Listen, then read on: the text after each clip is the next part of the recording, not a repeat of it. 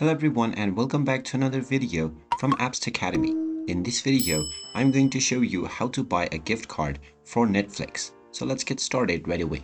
First of all, open up your web browser and then using the search box, type in Netflix gift card and then start your search.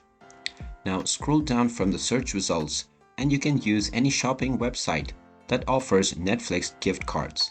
You can look at the options from Best Buy as well as Amazon, and you are allowed to choose your design.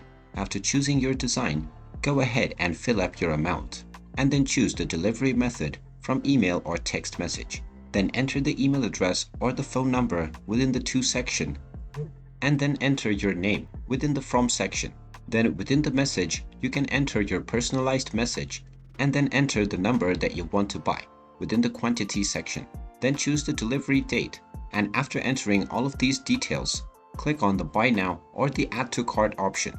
Then tap on Proceed to Checkout, and then you can fill up your payment information after logging into your account.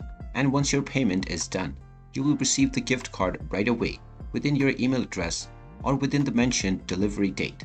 And there you have it. That is how easy it is to buy a gift card on Netflix.